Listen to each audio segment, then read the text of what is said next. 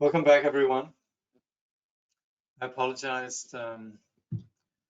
There's been some absence. I've been traveling, so for this reason, there's been a few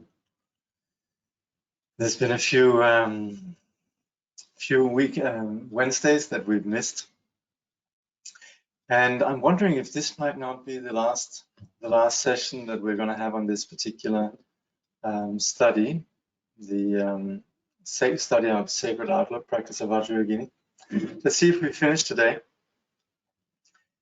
And following that, my plan is that we'll study a work by His Holiness the Dalai Lama, which is essentially a summary of the way of the Bodhisattva, which is, as many of you know, sort of the classic pith instruction for Vajrayana practice.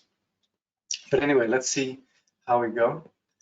And anyway, it's a pleasure to be back here with you and to be studying the text on sacred outlook. We're going to just conclude really the section from Journey Without Goal, which is the section on crying to the gurus from afar. There's actually not anything left in it. The liturgy itself has actually been completed. There's really just some concluding lines, but there's something to be said about that. So I just wanted to go over the concept, what it means to cry to the gurus from afar, which is the title.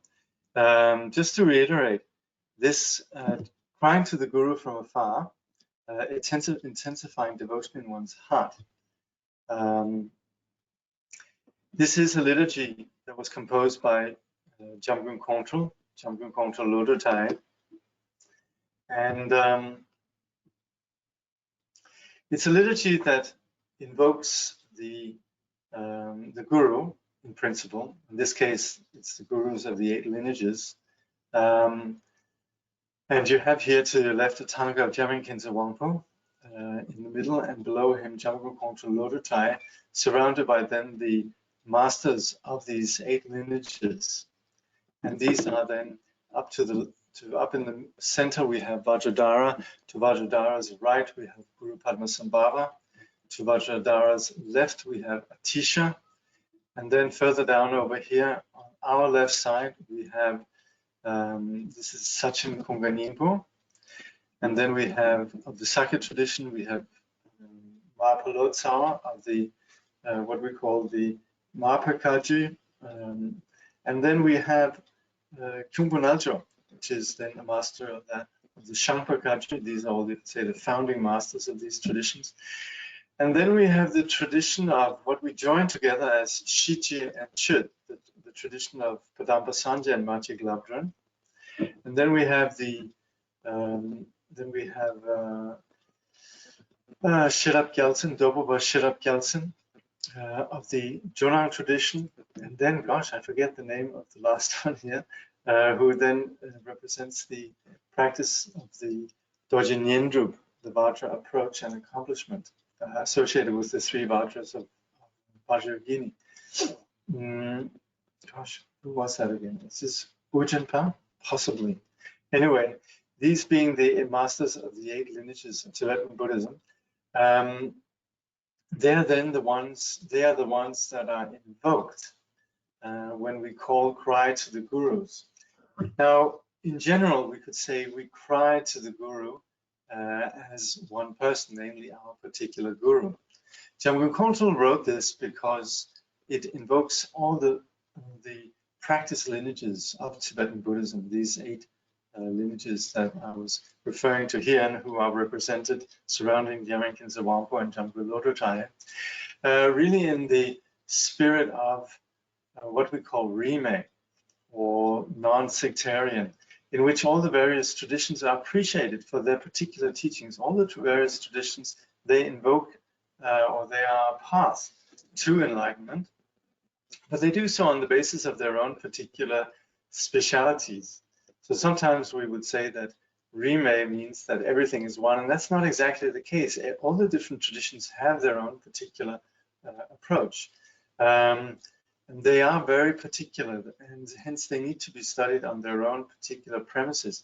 But they all are equally valid paths to enlightenment, and this is what was Jamgon Khyentse Wangpo's and Jamgon Kongtrul Lodrötai's particular project. We should say that if we look back at the history of Tibetan Buddhism, we sometimes think there's been a lot of sectarian strife, and there has to some extent, but also there has been a lot of crossover between traditions, and it's so often that we look in the lives of great masters and we see they in fact studied with masters of many various traditions. And there was even consolidated, say, efforts towards the Rime tradition already before Jamgon Khyentse Wangpo and Jamgon Kongtrul Lodrötai. But particularly these two, they not only promoted a spirit of non-sectarian study, but also collected a lot of teachings and joined them in a way where they could be studied and practiced. And so we have these great works, such as the work from Jamgon Khyentse Wangpo, and particularly then Jamgon Kongtrul Lodrötai, such as the Dhamma, the treasury of spiritual instruction, that contain really all the teachings from these 8 lineages, and particularly then the pith instructions. But why is that relevant for us? Well, we being the heirs of these teachings, really, then we don't necessarily see the teachers as just historical figures, but really the pathways that come down to us from the primordial principle of enlightenment, the way it was transmitted in this world and comes down to us. There, the teacher is not just objectified as remarkable persons that did remarkable things in the past, but really live within our experience as the co-emergent wisdom that we invoke. And the teacher's external manifestation is really just seen as a mirror that reflects this condition that we naturally possess.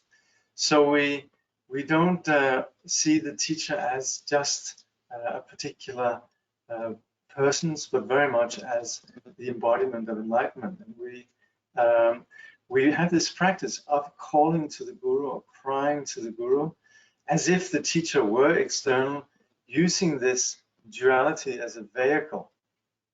This is, of course, something that we've talked about quite a bit in this study of Vajrayana, but it's something that really needs to be quite clear. For us ordinary persons, we tend to look for solace, or we tend to look for hope externally. This is just the nature really of our dualistic condition. And so accommodating this, the teacher is someone that we would call on, but what the teacher then does is show us really how this nature of enlightenment abides within ourselves. And so crying to the Guru ultimately, while it takes the invoking external teachers as a vehicle, the objective is really to bring it back to our own recognition of our own abiding innate wisdom. So in the concluding section here, then Jamgon Kongtrul writes, "Precious Guru, I supplicate you, kind Lord of Dharma, I cry to you with longing. I am an unworthy person who relies on no one but you. Grant your blessings so that my mind mixes inseparably with yours." So this makes perfect sense in terms of actual human experience, but it's important that we recognize that this has of course in recent discourse and in recent development of how language is being interpreted, then the expression "I am an unworthy person" could be seen as an absolute. And that of course doesn't apply in the Buddhist teaching, but because there's a lot of discussion in contemporary conversations about self-worth, and you could say the notion of worth related to depression, and the notion of psychological well-being, where worth is seen as unworthy and so on, are seen in terms of absolutes, then it's so important that in the Buddhist teaching we never talk about absolutes. We always see things in relationship, and we always see things as dependent on causes and conditions. And so one experience is not an absolute. It's simply just something that exists as a transient condition that can be worked with. And so there's never ever a notion of being an absolute unworthy person. It's just that very often our actions contradict what we really wish to achieve. And so that's where we have to recognize that due to habitual patterns that we are humbly aware of, we very often engage in actions that are not particularly constructive. And that's where on the practice of the path, we're a mixed bag.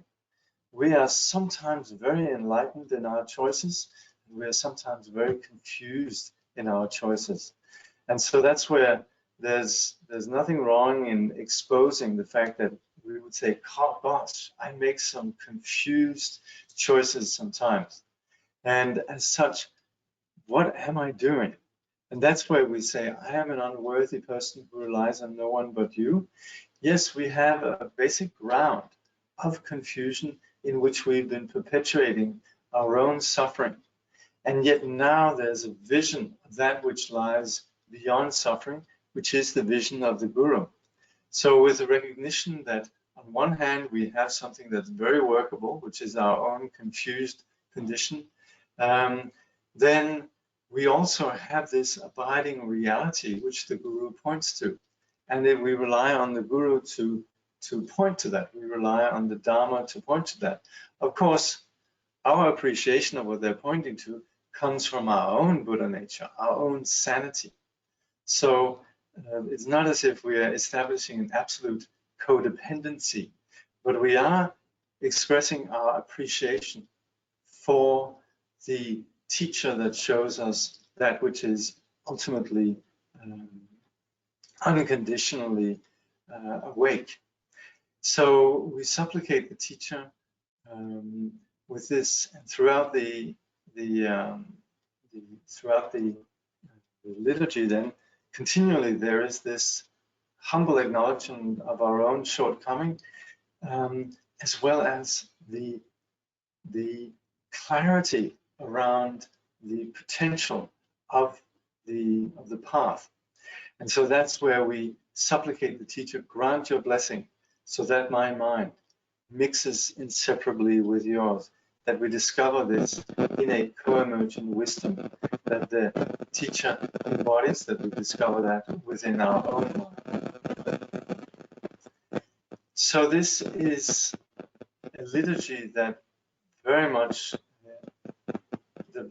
is based on the quality of bhakti, the quality of this heartfelt, deep joy that lies in the discovery of enlightenment and truth, and the possibility that we, as ordinary beings, even though we appear as ordinary, even though we've been continually perpetuating ordinary patterns, in no way these patterns define us.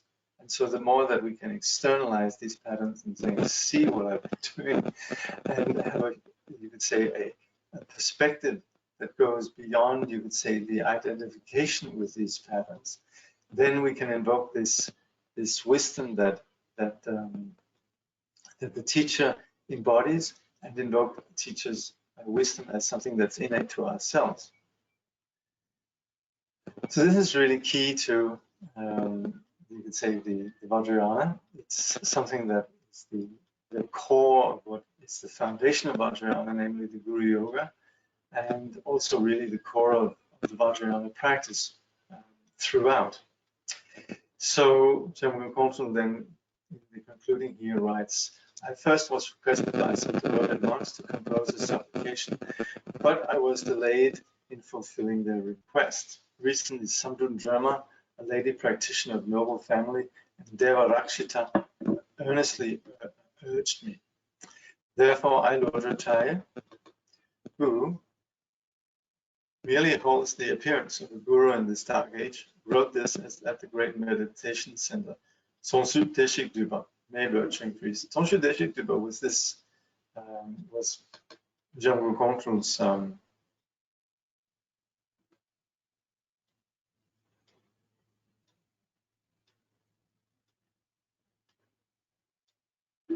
really? Tongsu Deshik Duba? I'm not sure. Well, this is what they say. Not on the translation committee. This meditation center is in northeast of Shigatse, located at Zambalong in Upper Sham. Jamin Khenze Wangpo resided there at one time and had important visions of the 8 manifestations of Padma. Gosh, I thought this place was near Papong. I thought it was near where Jamgul Kongtrul normally lived in eastern Tibet. But it seems to, according to what they're saying here, Shigatse is in central Tibet. That's a little bit funny. Anyway, let's not worry about that. Anyway, this is written at Jamgul Kongtrul's retreat center. Okay, so that's what we've been looking at, the crying to the gurus from afar. And like I've also mentioned before, this is something that, because it has this, there's so much heart in this. It's something that practitioners would do first thing in the morning.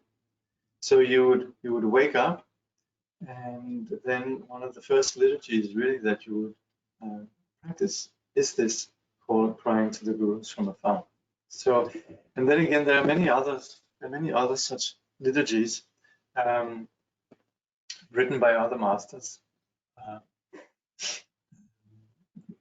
You would find, you would find many other such liturgies. The category of liturgies are called Namayamgurt, or calling or crying to the gurus from afar.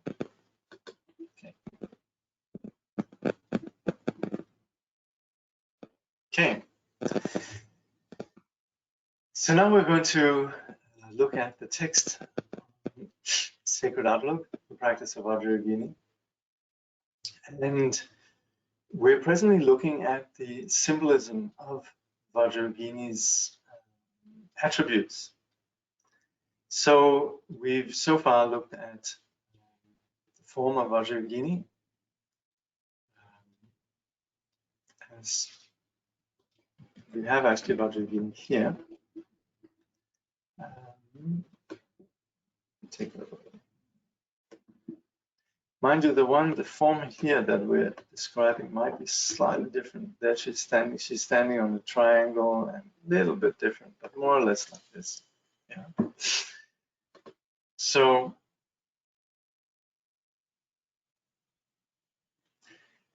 it says, let's just go back to the, what was it again? Terrifying heroine who annihilates the unsuitable. With 3 eyes, clenched fangs, the absolute Trikaya. Your terrifying cry cuts off the kleshas. We prostrate to you who subjugate and conquer the Maras. So your terrifying cry cuts off the kleshas. So it says here, the stanza also says that her terrifying cry cuts off the kleshas. Kleshas, or obscurations, refer to conflicting emotions, neurotic emotion.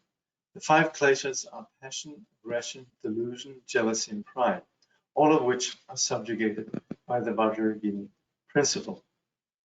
So again, as we've mentioned, what's obviously clear in this study, when we talk about Vajrayana, we're not talking about an external entity. We're talking about the nature of our own innate Buddha nature. And so this awake quality, which is basic to us, manifests as in the form of Vajrayana. It is manifest in countless ways, in countless deities. And all of the Vajrayana deities that we have, all are the embodiment in terms of body, speech, and mind of the awakened condition. So that we would say this awakened condition, it permeates the physical, it permeates our body, it permeates the phenomenal universe, it permeates all the unseen aspects of energy, voice, sound, and that of course is basic to the intangible dimension of mind. So the Vajrayana path engages the existing purity of these dimensions, of the phenomenal world, of the level of energy and sound, and as it permeates the mind. So in this way, this vision of sacred outlook is seeing and engaging enlightenment as its experience within our existence. So that's where we're continually operating with how the features of Vajrayogini represent the awake quality, and how all these various attributes that Vajrayogini has, or the deity has, all invoke this quality of this awake quality. We would say really that such practice here facilitates three aspects. One is it purifies our confusion, it connects us with the abiding enlightenment, and it continually matures us on the path of yoga, so that we would say the first empowerment matures us for the second empowerment, etc. As in the Vajrayana path, and we have these increasingly subtle practices of yoga. So the next stanza reads, naked with loosed hair, of faultless and terrifying form, beyond the vice of the kleshas, benefiting sentient beings, you lead beings from the 6 realms with your hook of mercy.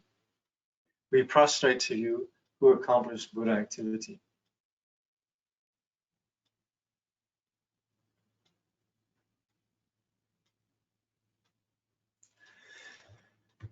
So Vajrayogini is naked because she is completely untouched by the neurosis of the kleshas. Therefore, she has no armor of ego to clothe her.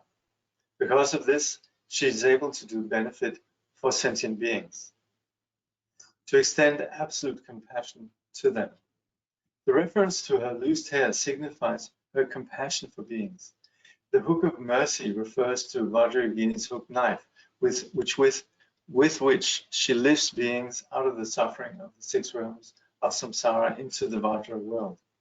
Therefore, she completely accomplishes action that is free from karmic defilement, Buddha activity or action that is completely awake.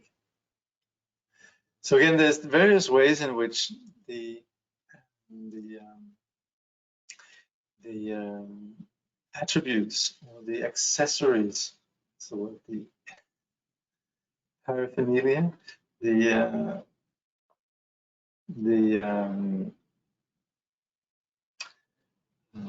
things that the deity holds, they can symbolize different things in different contexts. So sometimes the Vajrayogini's curved knife or hook knife symbolizes lifting beings out of samsara. Sometimes it also refers to cutting through the confusion of ego. So then it says, the next stanza reads, dwelling in the charnel ground, subjugating Rudra and his wife, wrathful, fearsome, uttering the sound of pay, you benefit beings with the mercy of your skill. We prostrate to the wrathful one who subjugates the Maras. So the charnel ground refers to the basic space in which birth and death, confusion and wakefulness arise, the ground of co-emergent. Vajrayogini is not an ethereal principle. She dwells in the heart of samsaric chaos, which is also the heart of wisdom. So the charnel ground is where we would say the confusion and all the dualistic concepts, they lie buried. And it's within this place that the yogi has no fear whatsoever. This is simply seen as just a display of the co-emergent wisdom. So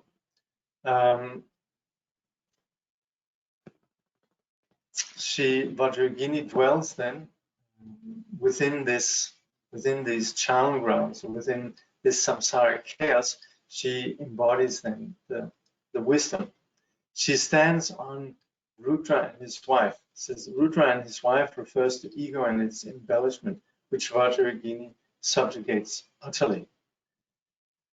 So Rudra is, yes, ego.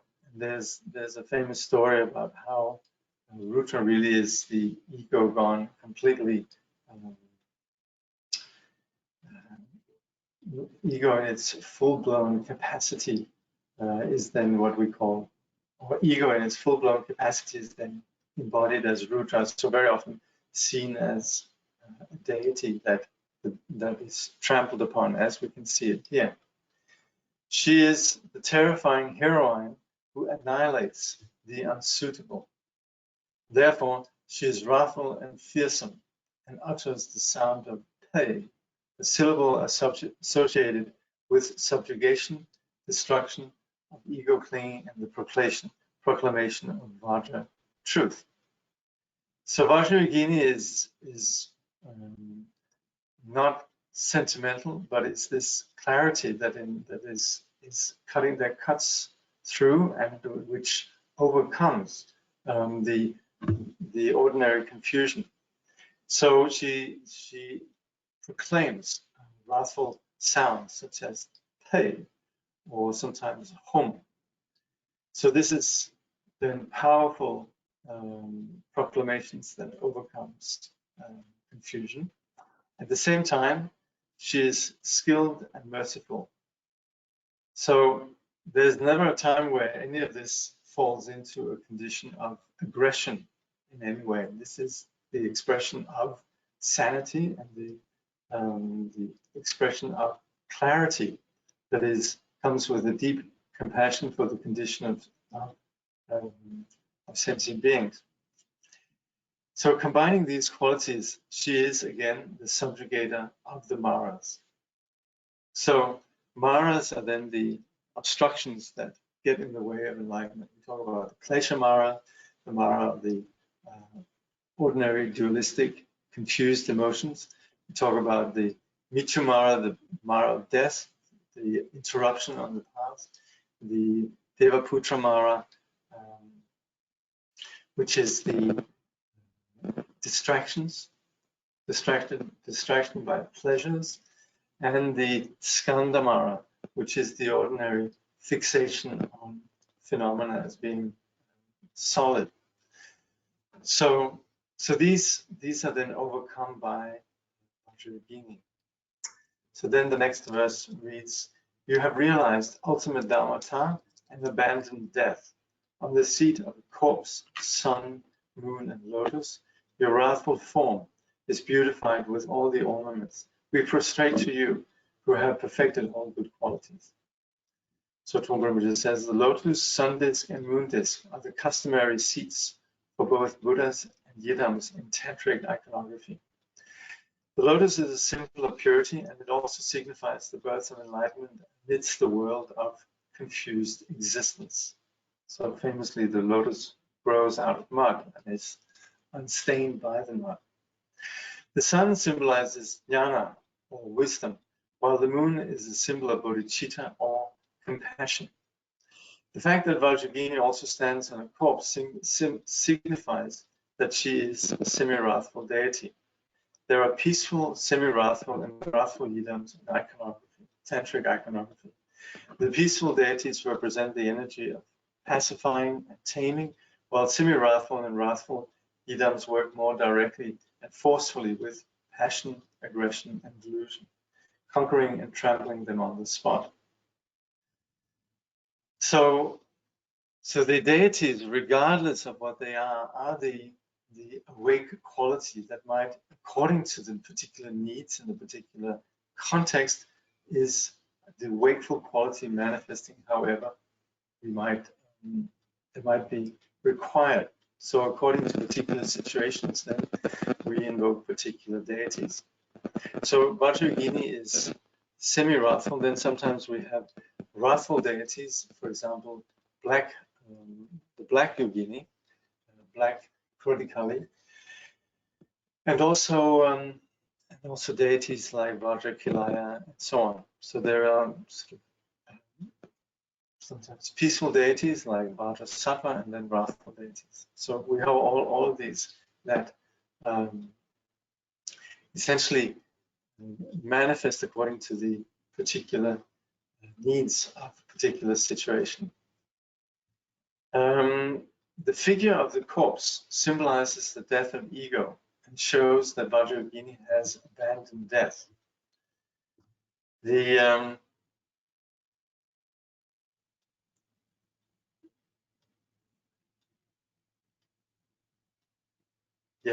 Vajrayogini is beyond the notions of birth and death, beyond the dualistic conception of something coming into existence and going out of existence.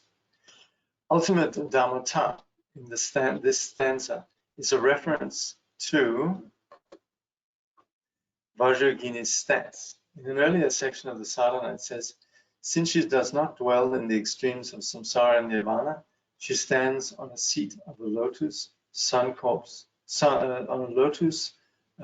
corpse and sun disk, with her left leg bent and her right leg raised in dancing posture. The idea of ultimate Dharmata is transcending the dualism or extremes of samsara and nirvana by realizing co-emergent wisdom, seeing how confusion and enlightenment arise simultaneously. Dharmata means the state of Dharma. So the notion of confusion is based on the notion of non-confusion. So the original condition, of course, lies beyond these two. On the basis of confusion, then we have the notion of enlightenment, and that's where we talk about co-emergent ignorance, co-emergent wisdom. But the nature of reality itself lies beyond such. So Dharmata means the state of Dharma. It is, like Trungpa says here, it is complete realization of the Dharma, which is seeing the isness or suchness of reality. So there's never a time when sentient beings, they lose their abiding wisdom. So with the practice of the path, we bring forth awareness of this, we uncover it, and particularly in the Vajrayana, then we make this abiding, innate, co-emergent wisdom, we make this the path, integrating it then through the sadhana as we do it here. Trungpa continues, this stanza also refers to the ornaments that beautify Vajrayogini's wrathful form. Her bone headdress, her bone earrings, her necklace, her girdle, and her anklets and bracelets. These present her perfection of generosity, discipline, patience, exertion, and meditation. 5 of the 6 paramitas, or transcendent actions of the Mahayana. So we're familiar with the 6 paramitas as the actions that really take us beyond the ordinary confines of ego-centered confusion.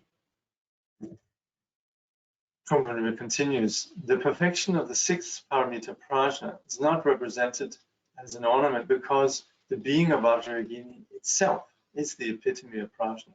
Thus, she is called prajna paramita. Prajna as the perception of shunyata was mentioned earlier. At the level of prajna paramita, prajna is complete, non-dual realization which cuts through any clinging to either existence or non-existence. Prajna paramita is also called the mother of all the Buddhas. All the Buddhas of the past, present, and future are born from this stainless good knowledge, which shows the nature of phenomena as shunyata. In an earlier section of the sadhana, Vajrayogini is praised as prajna paramita.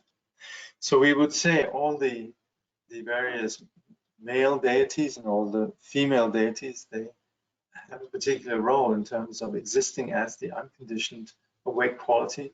And particularly then, Vajrayogini is also associated with the deity Prajna Paramita or the Buddha Samantabhadri or Tara and so on, simply appreciated as this wisdom is really seen to be the source of all enlightenment, source of all the Buddhas.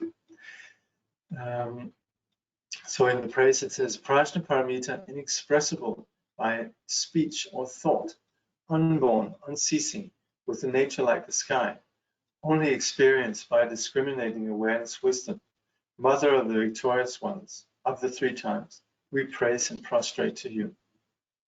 So this is actually attributed to Rahula, and the son of the Buddha, as one is praising really the principle of wisdom in the Prajnaparamita teachings. So this we very often see this quoted really as the praise of the mother of the Buddhas of the three times. So the next stanza reads, holding a hook knife, skull cup, and katwanga in your hands, possessing the light of wisdom, cutting off the kleshas. As the spontaneous trikaya, you cut off the three poisons. We prostrate to you who benefit beings. The second line, possessing the light of wisdom, cutting off the kleshas, further emphasizes the Vajrayana principle as Prajnaparamita, the essence of discriminating awareness, wisdom. The hook knife has been discussed as Vajrayana's hook of mercy. It is also a weapon that is used to slice through the deceptions of ego. It is a symbol of the power and cutting quality of non-thought. In her left hand, Vajrayana holds a skull cup, or kapala, filled with amrita, representing the principle of intoxicating extreme beliefs. The kapala filled with amrita is also a symbol of wisdom. The katwanga is the staff that Vajrayana holds up against her shoulder. It represents her skillful means. The staff is also a secret symbol of Vajrayana's union with her consort, Chakrasamvara, who is the essence of skillful means. So these are the various attributes, and of course all of them then have a particular significance in terms of the awake action of Vajrayana, or of the deity. On the katwanga, meaning the trident here that she holds in the crook of her arm, Trungpa says, are three heads representing the Trikaya principle mentioned in this stanza. Reference to Vajrayana as the spontaneous Trikaya means that the brilliance of her wisdom applies equally to all levels of experience. Because of the universality of her wisdom, she utterly cuts off the three poisons: passion, aggression, and delusion. In doing so, she benefits beings. So again here, the symbolism of cutting through confusion. The next stanza reads, self-born great bliss, O Vajrayana, unchanging wisdom Vajra of Dharmakaya, non-thought, unconditioned wisdom, absolute Dhammadhatu, we prostrate to your pure, non-dual form. Again, this stanza praises Vajrayana as the essence of wisdom, which is the primordial wisdom Vajra of Dharmakaya, and even more primordial, unconditioned wisdom of absolute Dhammadhatu. This wisdom is completely non-dual. Beyond that, this stanza brings together the Vajrayana principle of wisdom with the principle of the great bliss Mahasukha, which is self-born, that is self-existing rather than created or manufactured by conceptual mind. So we would say great bliss is something that is unconditional, where we, in the ordinary dualistic way of engaging with our phenomena, we grasp. And that's where we grasp or attempt to grasp objects that should bring happiness. Whereas this of course is conditional happiness that is entirely conditioned then on the meeting or not meeting with the object, the desired object. Whereas Mahasukha is free from any such dualistic fixation.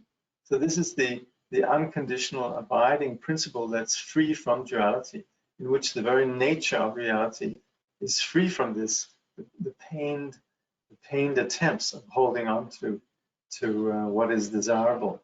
So this is unconditional bliss. Trungpa says, Mahasukha is an actual experience of bliss, a physical, psychological, total experience of joy that comes from being completely without discursive thoughts, completely in the realm of non-thought. One unites with the non-dual, awake state of being. This experience is the fruition of the Vajrayana practice. It comes only from complete identification with the wisdom mind of the Yidam. According to the scriptures, Mahasukha and wisdom are indivisible. Therefore, the practice of Vajrayana leads to this experience of the self-born great bliss, because she is the essence of wisdom. So we would say, just like compassion and wisdom are one, then also great bliss and wisdom are one. Wisdom that would, on the basis of the non-duality of wisdom, then there's no grasping at anything. There is this freedom and abiding innate joy. And this innate joy also is not something that is tainted in any way in terms of being an object of a dualistic fixation. So it says in the next stanza, praise, the third line reads, self-born great bliss, you are ultimate Mahamudra. This refers to Vajrayana. Experiencing Mahasukha, or the wisdom of bliss and emptiness, is the realization of Mahamudra, which is the pinnacle of the tradition of Avatara Tantra. Maha means great and mudra means sign or gesture. To experience Mahamudra is to realize that the literal truth, the symbolic truth, and the absolute truth are actually one thing. They take place on one dot, one spot. One experiences reality as a great symbol which stands for itself. The bliss of Mahamudra is not so much great pleasure, but is the experience of tremendous spaciousness, freedom from imprisonment, which comes from seeing through the duality of existence and realizing that the essence of truth, the essence of space, is available on this very spot. The freedom of Mahamudra is measureless, unspeakable, fathomless. Thus, fathomless space and complete freedom produce tremendous joy. This type of joy is not conditioned by even the experience of freedom itself. It is self-born, innate. So I think as we study this, as we read this, we should view whatever we have here from Trungpa really as nectar drops of experience, realization, and compassionate teaching, really, intended for us. And as such, anything that you read here really is, you could say, the purest Dharma. So I'm a bit reluctant to comment even on this, even though I am doing it, the nature of the situation. But of course, this is something that you should savor. You should go back over this, how to say, review this again, and simply just taking it in and letting it just sit there. And it's very often that teachings that we hear, they come back to us at a later stage when we're doing the practice. So notions, particularly things that might not make sense at the first reading, then when we come back to it at a later stage, then all of a sudden it sort of pops up with great clarity. So what we have here really is, despite this being something that was written in a context of really just being a part of an exhibition on Himalayan art, is something really that in an incredibly profound way communicates the entire nature of Vajrayana practice. Okay, I think there's not so much left, but we'll leave that till next time. So if there's any questions.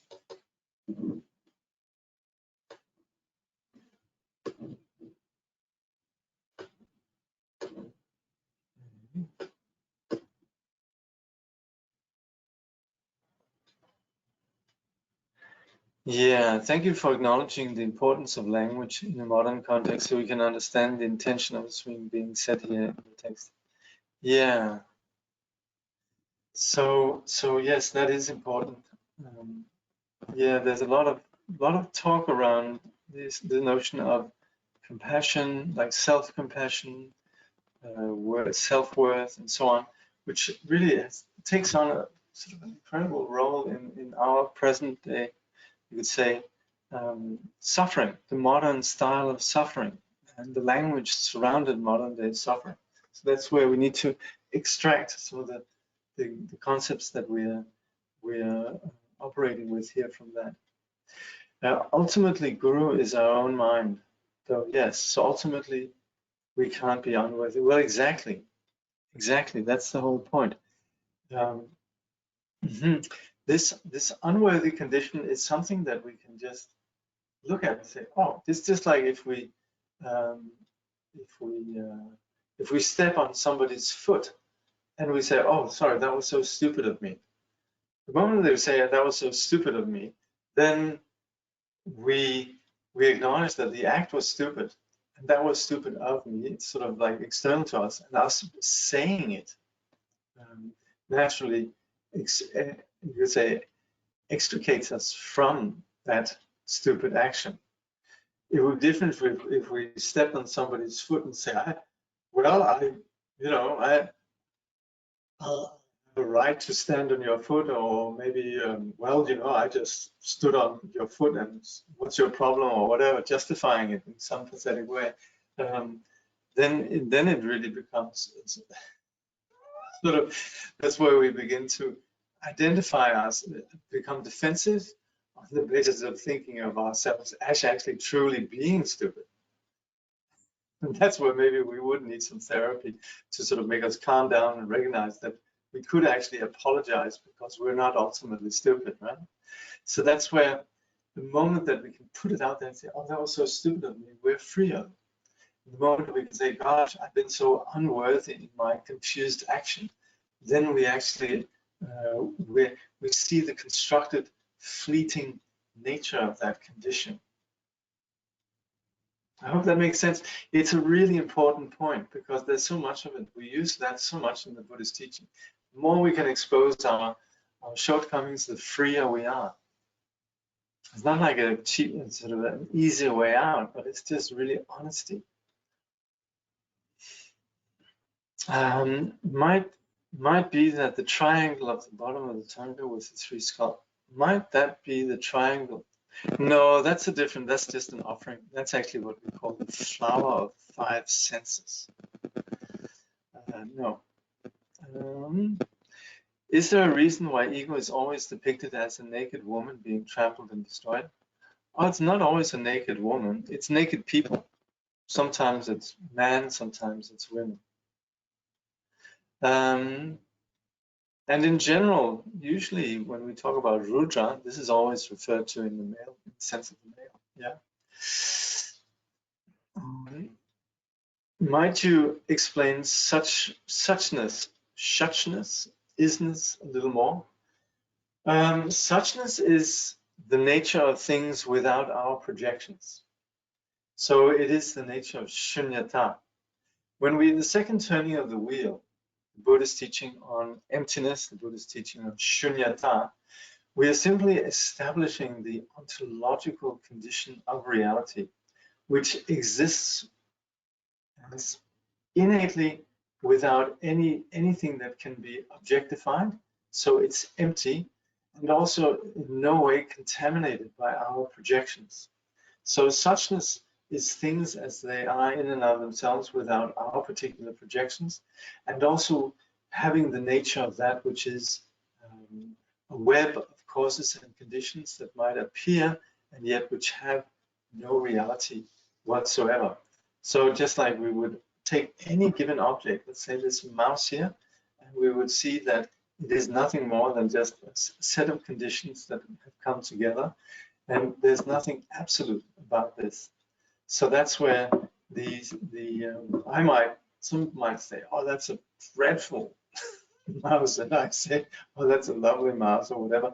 But the mouse in and of itself exists as it does without any of our particular projections or likes and dislikes. What is discriminating awareness wisdom? If it is discriminating, isn't it dualistic? How can it be the principle of partial parameter? But discriminating here means discerning.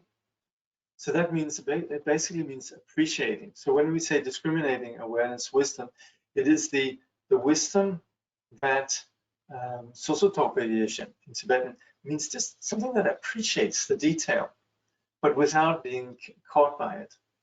So it's associated with the Padma family, and it's associated with liking phenomena, if you like, not in the sense of attachment, but just appreciating the beauty of phenomena, the particular quality of a flower, the particular quality of rock, the particular quality of any given phenomenon. This, again, the mouse or the lamp or whatever it might be, we appreciate that detail. So that's where discriminating is more meaning discerning, or being able to, there's a discrimination in the sense that it can see differences. And it's also that which enables to operate within the world, understanding how conditions play out. That's where we, for example, have an awareness of what are the causes and conditions that lead to particular things. So that's where understanding that the difference between salt and sugar, it's not like the Buddha comes in and the Buddha doesn't have any, it's all just one, the Buddha has a very clear experience of, that's sugar, that's salt. It's not dualistic in the sense of like and dislike, but just being able to appreciate the details of phenomena. What is meant by the Dakini principle?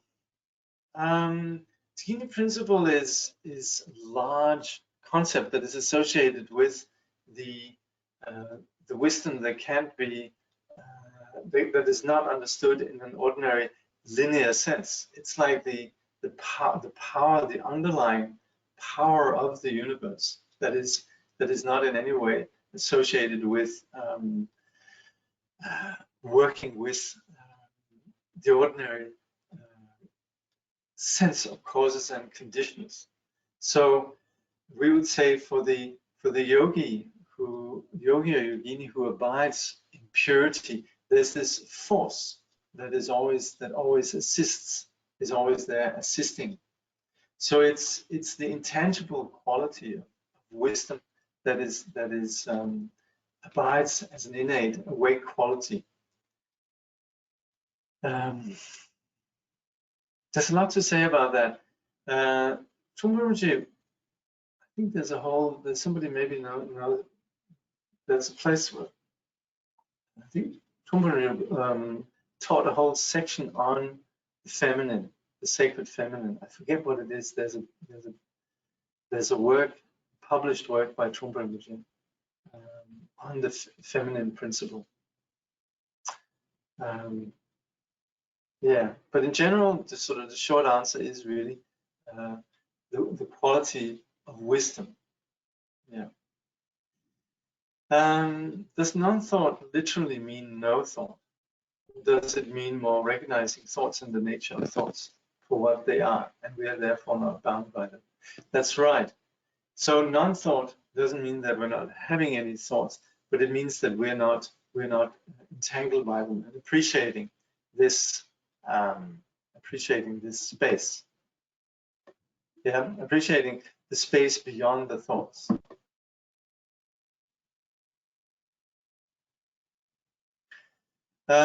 Self-born is something that is just spontaneously present. Yeah, something that is naturally there.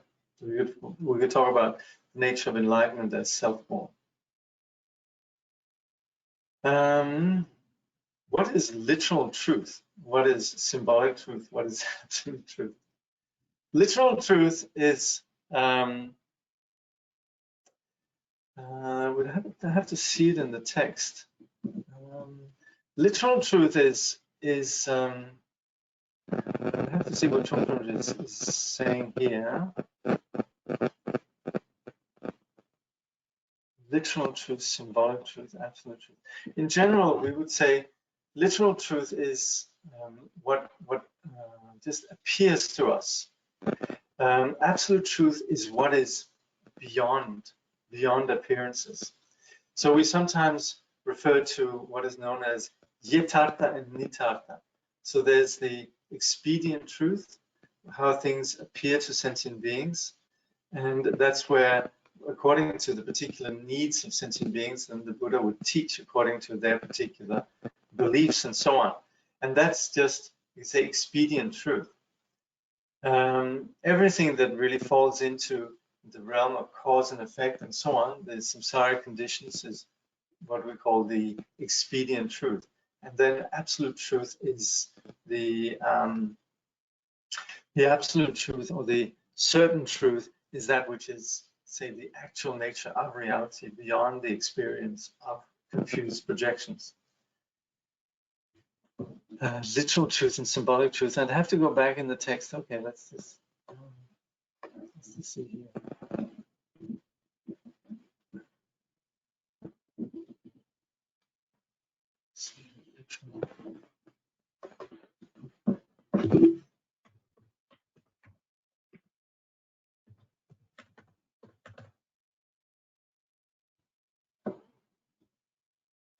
Okay, here we have it. Okay.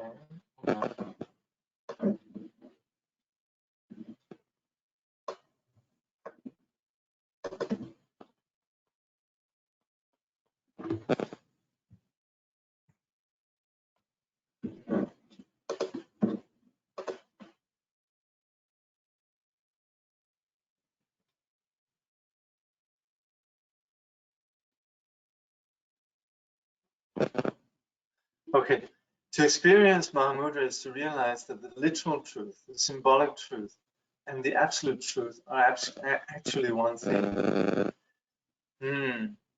Yeah.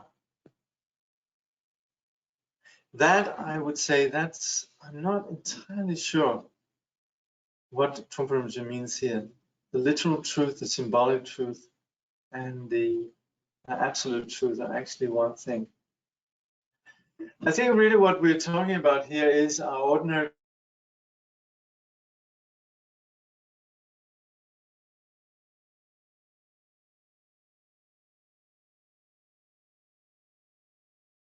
perceptions, the absolute goals of the path, and the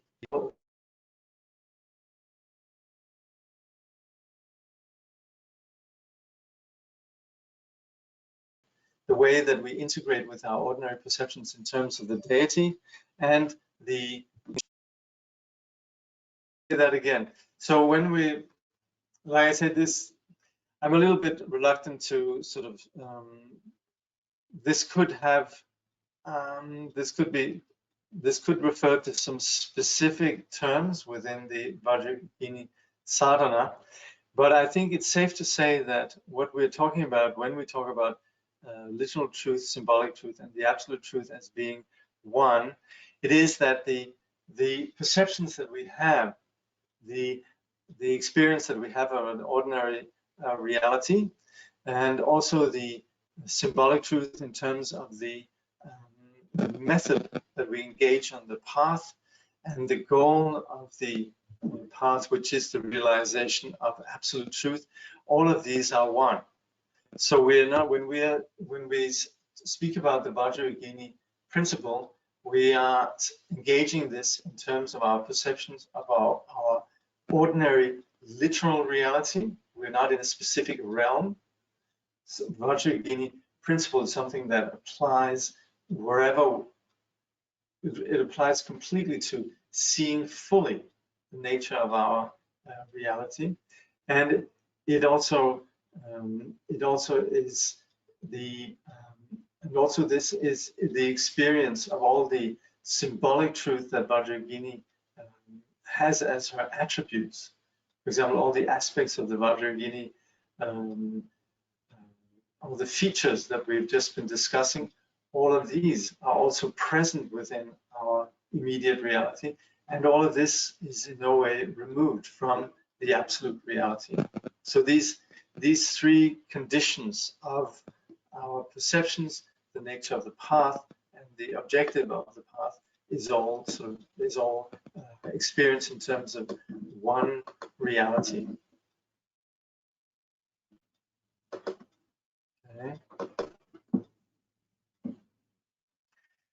Yeah, there was a book that I wanted to mention before, that where Trungpa Rinpoche explains about the Dakini principle and the feminine, and it's called Glimpses of Space, the feminine principle and Evan.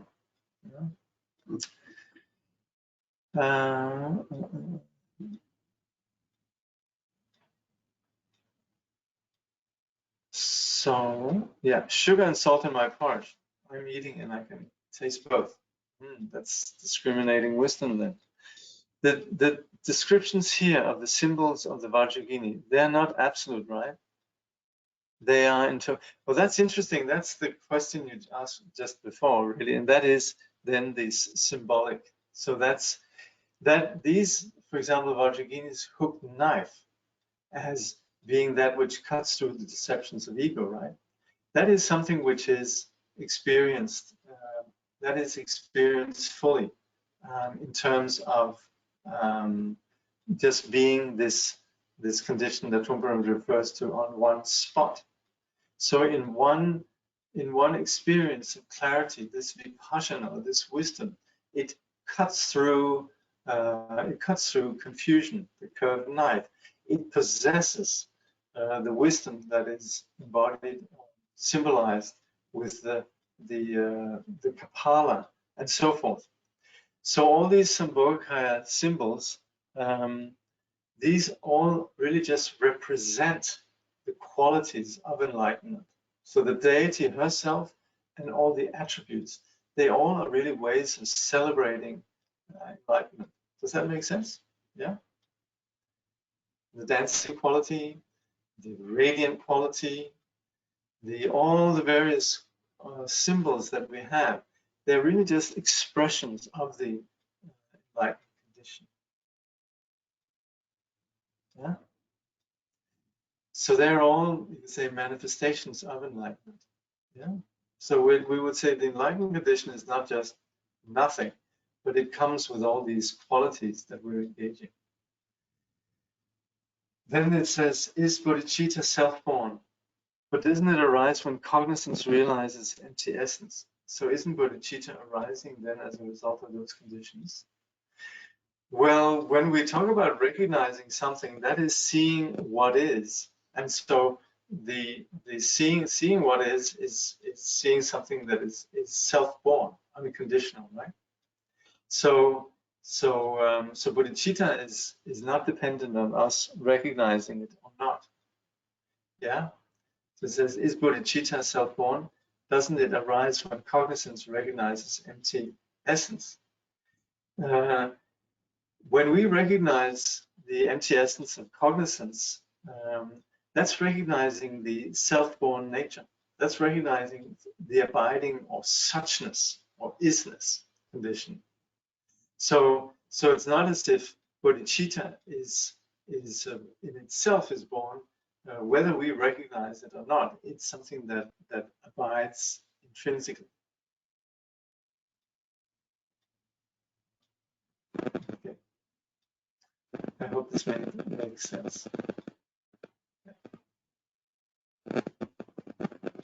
Okay, we've gone a little bit over time. I hope that's okay.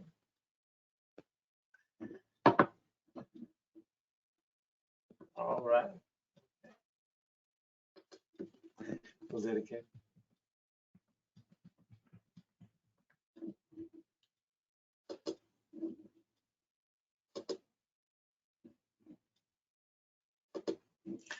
Through this virtue, may all beings throughout existence awaken together without a single being left behind. In the pure realm of the luminous essence, the ground of the great perfection, may they remain inseparable from the kayas and wisdoms. Through all our births, wherever we may be born, may we be endowed with the 7 good qualities of the higher realms. As soon as we're born, may we meet with the Dharma and have the freedom to practice it properly. At that time, may we please the Holy Gurus and practice the Dharma throughout the day and night. Realizing the Dharma and accomplishing its essential meaning, may we cross the ocean of existence in that life. Thoroughly teaching the Holy Dharma in this world, may we never tire of accomplishing the benefit of others. By this vast benefit of others, without partiality or violence, may all attain Buddha together. Thank you very much.